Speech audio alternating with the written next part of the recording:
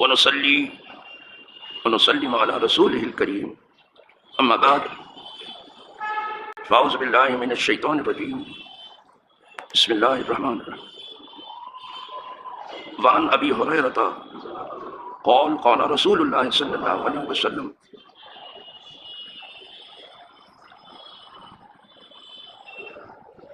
التصاوب في الصلاة من الشيطان فإذا تصاوب أحدكم فليقسم ما استطاع رواه الترمذي وفي أخرى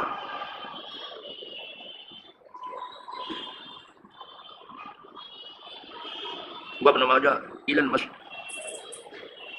وفي أخرى أنه ولابن ماجه فليضع يده على فيه.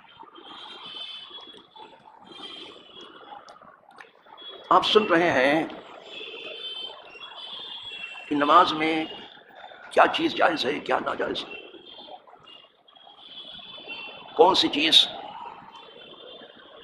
نمازی کر سکتا ہے کیا نہیں کر سکتا،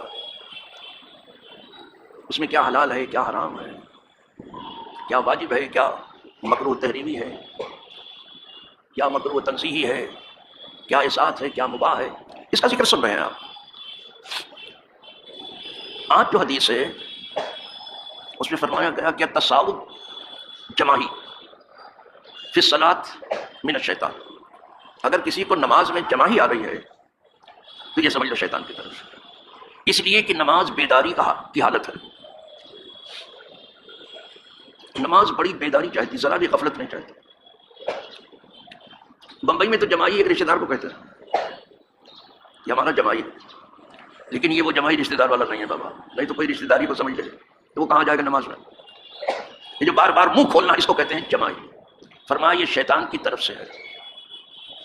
نماز بہت بیداری چاہتی، اس لیے بھول کر کے بھی آپ سے غلطی ہوئی، کوئی واجب چھوٹا آپ سے، آپ کو سجدہ سہو کرنا پڑا، اور کوئی فرض چھوٹ گیا نماز گئی، اس لیے کہ فرض کا اجبار نہیں ہوتا سجدہ سہو سے. بہت بیداری. جبکہ رمضان میں اور روزے میں بھول چوک سے پیٹ بھر کے بھی کھانا کھا لیا تو پیٹ بھی بھر گیا روزہ بھی رہ گیا، کسی کو کچھ نقصان نہیں. بس ہمیں یاری کیا مسافر شروع کیا تم، ایک طرف ذکر ہو رہا ہے دوسری طرف مسافر کر رہے ہیں. آپ عرض کر رہا تھا تو وہاں بھول چوک سے پیٹ بھر کے بھی کھا لیا تو روزہ بھی رہا اور پیٹ بھی بھر گیا. لیکن نماز میں بھول چوک اگر ذرا بھی ہوئی تاوان دینا پڑے گا. اگر واجب رہ گیا سجدہ سہو کرنا پڑے گا، فرض رہ گیا تو نماز پھر سے پڑھنی پڑے گی. نماز بہت بیداری چاہتی ہے، اور نمازی وہی لوگ ہیں جو بیدار بخت ہے. جن کا نصیب سو گیا وہ کیا نماز پڑھیں گے؟ انہیں چاہیے کہ اپنے آپ کو بیدار کریں نماز کو. لیکن اگر کسی کو نماز میں جماعی آ ہی جائے، سستی جسے کہتے ہیں، اور بار بار منہ کھولے،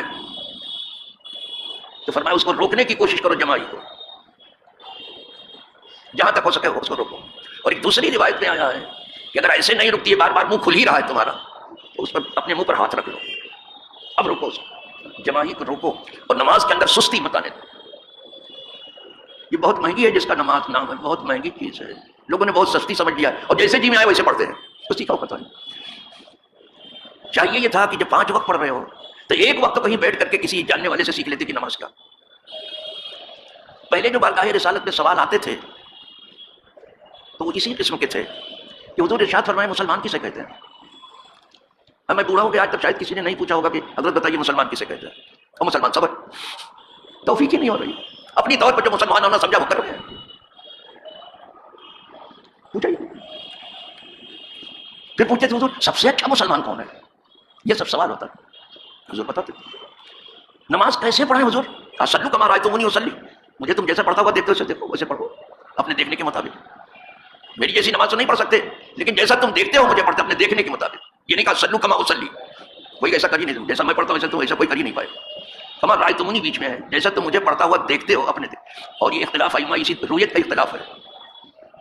آئی بات بہت کچھ اس میں رویت کا اختلاف دیکھنے کا. ایک ہی چیز کو چند آدمی دیکھتے ہیں ان کے بیانات چند ہو جائیں گے. اچھی بات ہے. تو حضور فرماتے ہیں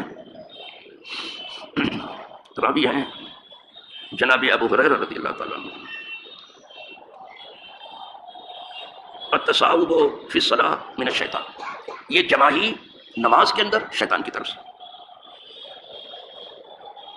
اب حضور علاج بتا رہے ہیں، اذا تصاب احدکم فلیقسم ما استطاع، جب کسی کو نماز میں جماعی آئی جائے، آدمی ہے آ گئی جماعی، تو کیا کرے؟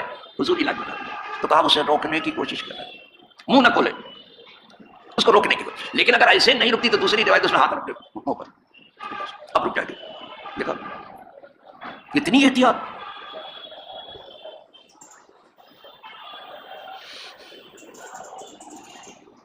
ایک حدیث ہو گئی، ایک اور سن لیجیے۔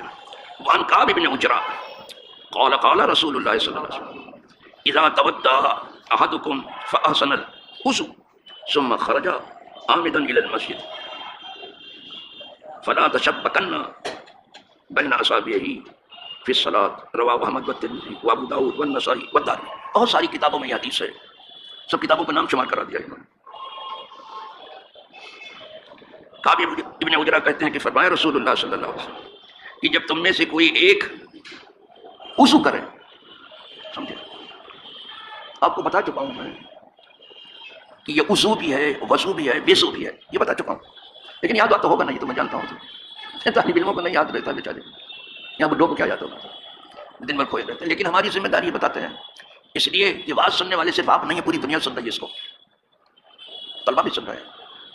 تو جو پیش کے ساتھ ہے واہ کو پیش وضو، یہ عمل ہے، اور واہ کو جو صبر وضو، یہ وہ پانی ہے جس سے آپ وضو کر رہے ہیں، اور وضو جو ہے وہ برتن ہے جس کے اندر وہ پانی ہے۔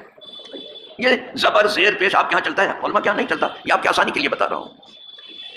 وہاں کہتے ہیں مرفوع ہے، منصوب ہے، مجرور ہے، ان کے یہاں دوسری اصطلاح چلتی، لیکن آپ کی آسانی کے لیے یہ ہے۔ تو جب کوئی آدمی تم میں سے وضو کرے، فاحسن وضوءہ، تو اچھی طرح سے اس نے وضو کیا۔ حضور فرمایا اچھی طرح سے وضو کرو، وضو کرنے میں خیال رکھو، اچھی طرح سے وضو کرو۔ ثم خرج عامدا الى المسجد، پھر وہ گھر سے نکلا وضو کر کے، ارادہ کرتے ہوئے مسجد کا۔ یہاں تو زیادہ تر لوگ جو ہے بے وضو آ جاتے ہیں، اور پھر آ کے کچھ لوگ تو ہیں واقعی وضو کرتے ہیں بیچارے، اور کچھ نہانے لگتے ہیں، کوئی پورا پاؤں ڈال رہا ہے، کوئی کچھ کر رہا ہے، لگتا ہے آج غسل کر کے ہی آپ اٹھیں گے، کیا طریقہ ہے؟ ارے آپ وضو کرو بھیا، جو وضو بتایا گیا، اور گھر سے کر کے آؤ تو زیادہ اچھا ہے۔ اس لیے کہ جب آپ نماز کے ارادے سے مسجد کے لیے چل پڑے تو آپ نماز میں ہی ہیں، اس کا فائدہ یہ ہو گیا۔ اب آپ نماز میں بھلے راستہ چل رہے ہیں لیکن نماز میں ہیں، یہ راز سب کو معلوم نہیں ہے، اسی لیے ہاؤس خالی کرنے لگتے ہیں، اور پانی تو بوتل لگاتے ہیں۔ ارادہ کر لیا، وضو کیا، اچھا سا وضو کیا، پھر نماز کے ارادے سے مسجد کی طرف، یہ نہیں کہ وہیں 1.5 اینٹ کی بنانا شروع کر دیا، ادھر وضو کیا، ادھر مصلی بچھایا، اپنی آفس میں، اپنے مکان میں، اپنے دکان میں، اپنے ہوٹے پر بوٹے پر، سمجھ اور وہیں نماز شروع کر۔ نو نو، مسجد کی طرف چلو۔ اگر در خانہ 100 محراب تاری، نماز وہاں کی در مسجد گزاری۔ آپ اپنے گھر میں 100 محراب بھی مسجد کی بنا لیتے، نماز وہ اچھی ہے جو مسجد کے اندر ہے، یہاں پوری قوم جمع ہو رہی ہے۔ تو پھر وہ گھر سے نکلا ارادہ کرتے ہوئے نماز کا۔ اب حضور فرماتے دیکھ لیجیے،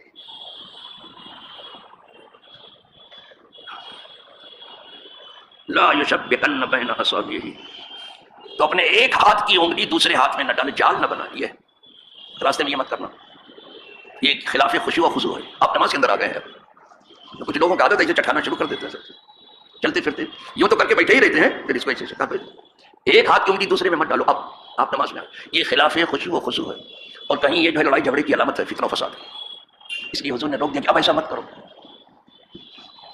فرماتے ہیں تو تم میں سے کوئی جو ہے اپنے ایک ہاتھ کی انگلی دوسرے میں نہ ڈالے۔ کیوں نہیں ڈالے؟ اس کی دلیل لینا سے لینا فی الصلاۃ، اس لیے کہ اب نماز میں آ گیا، اور نمازی ہے، یہ نہیں کہ جب یہاں آ جائے گا اور کہے گا اللہ اکبر شروع، تب نمازی نہیں، اب نماز اس کی شروع ہو گئی، یہ ہے نماز۔ انتظار الصلاۃ کالصلاۃ، نماز کے انتظار میں چل پڑنا، یہ نمازی میں ہونا ہے۔ کچھ لوگ دیکھنے میں نماز میں نہیں ہے لیکن ہے نماز میں ہو، اور کچھ لوگ پڑھ رہے ہیں، نماز پڑھ رہے ہیں لیکن نماز میں نہیں ہے، ادھر ادھر گھوم رہے ہیں، کرافٹ مارکیٹ کے چکر لگا رہے ہیں کہ جلدی سے سلام پھیر رہے ہیں، بس بھاگیں جلدی سے۔ حرم میں بھی ایسے ہی کرتے ہیں، جیسے سلام ہوا ایسے کچھ لوگ اٹھ کے فوراً بھاگتے ہیں، شاپنگ شروع کر دیتے ہیں، کیا تماشا ہے۔ اس لیے کہ وہ نماز میں ہی ہے، تو اس کو انگلیوں کا جال نہیں بنانا چاہیے۔ دو حدیث ہو گئی، آج ایک اور پڑھ دوں، 3 کر دوں، 2 تو ہو گئی، ایک اور پڑھ دیتا ہوں۔ وعن ابی ذر قال رسول اللہ صلی اللہ علیہ وسلم لا يزال الله عز وجل مقبلا على العبد وهو في الصلاة ما لم يلتفت فإذا التفت انصرف عنه رواه احمد وابو داؤد والنسائی۔ یہ بھی بہت سی حدیث کی کتابوں میں حدیث ہے۔ یہ جناب ابو ذر غفاری رضی اللہ تعالیٰ بہت صدق و صفا کا لب و لہجہ تھا، بہت سچے تھے۔ شاید ہی آسمان میں کم آدمیوں کو دیکھا ہوگا ابو ذر جیسا، بہت سیدھی بات، جس کو آپ روکڑا کہتے ہیں، سیدھی بات حکمرانوں سے بھی کرتے تھے۔ ان سے حدیث ہے یہی نماز کے بارے میں، کہتے ہیں کہ حضور نے ارشاد فرمایا کہ بندہ لا یزال اللہ، قدرت برابر متوجہ رہتی ہے بندے کی طرف، اللہ تعالی برابر بندے کی طرف متوجہ رہتا ہے، یعنی قدرت کی نگاہ برابر بندے پر رہتی ہے۔ کب؟ ویسے تو اس کی نگاہ سے کوئی غفلہ ہی نہیں، بچتا ہی نہیں، لیکن برابر نگاہ میں ہے۔ کب؟ وہ فی الصلاۃ، یہ سال میں کی جب نماز، برابر قدرت اس کی طرف متوجہ ہے، یعنی رحم و کرم کے ساتھ، فضل و انعام کے ساتھ اس کی طرف متوجہ ہے۔ بندہ خدا کی طرف متوجہ ہے، خدا بندے کی طرف۔ نماز میں کیا ہے؟ اقیم الصلاۃ لذکری، نماز قائم کرو میری یاد کے لیے۔ تو یہ تھوڑے کہ تم یاد کر رہے ہو تمہیں بھولا بیٹھا ہے، نا جیسا کیا کہنا، تم اس کی طرف تو وہ تمہاری طرف ہے۔ کب تک رہتا ہے؟ حضور بتاتے ہیں ما لم یلتفت، جب تک ادھر ادھر نہ دیکھے۔ لوگوں کی خصوصیت یہ بھی ہے کہ نماز پڑھتے ہیں لیکن چاروں طرف کی خبر رکھتے ہیں، کبھی سیدھی طرف دیکھتے ہیں، کبھی الٹی طرف دیکھتے ہیں، کبھی اوپر بھی دیکھ لیتے ہیں۔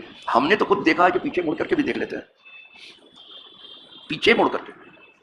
یہ نماز میں کہاں کی درد ہے؟ جب تک آپ ادھر ادھر نہ دیکھو، صرف اپنے سجدے کی جگہ پر نگاہ رکھو کہ یہاں ہم کو سجدہ کرنا ہے، ادھر ادھر دیکھنا نہیں۔ نماز میں چکر مکر نہیں ہے، ادھر ادھر دیکھنا نہیں ہے، ٹھیک جلوے خالق میں گم ہو جاؤ۔ قدرت برابر تمہارے اوپر کرم کی نگاہ ڈالتی رہے گی، تم پر فضل و انعام ہوتا رہے گا۔ پھر کیا کیا ملتا ہے انعام میں نہ پوچھنا بابا، آپ کی گمشدگی جیسی ہے ویسا کچھ ملے گا آپ کو، پہلے گم ہو کے بتاؤ۔ جب تک آپ ادھر ادھر نہیں دیکھیں گے قدرت تمہاری طرف دیکھتی رہے گی۔ وَإِذَا الْتَفَتَ انصرف عنہ، اور جب ادھر ادھر بندے نے دیکھا تو قدرت اپنی نگاہ ہٹا لیتی ہے۔ اچھا ادھر ہی ادھر دیکھتا ہے، دیکھو پھر جو کچھ دیکھ رہے ہو ادھر ہی ادھر دیکھو، پھر تو قدرت کی نگاہ پھر اب معلوم ہونا کہ نماز گمشدگی کا نام ہے، جلوے خالق میں گم ہو جاؤ، خیال ہی نہ۔ اسی لیے ایک بزرگ جو ہے کہتے تھے میں نیت باندھوں بھی چلاؤ چاہے جتنا چلاؤ، مجھے کوئی فرق نہیں پڑتا، گم ہو جاتے تھے، کوئی فرق نہیں۔ یہ کتنی بڑی فضیلت کی چیز ہے، آپ اس کی طرف متوجہ ہیں، قدرت کی نگاہ کرم تمہیں برابر دیکھ رہے ہیں کہ بندے تجھے کیا چاہیے، بندے تجھے کیا چاہیے، بندے تجھے کیا چاہیے، برابر۔ تو اگر چاہتے بھی ہو کہ برابر قدرت کی نگاہ کرم ہم پر رہے تو ادھر ادھر دیکھنا بند کرو۔ باخر دعوانا ان الحمد للہ رب العالمین۔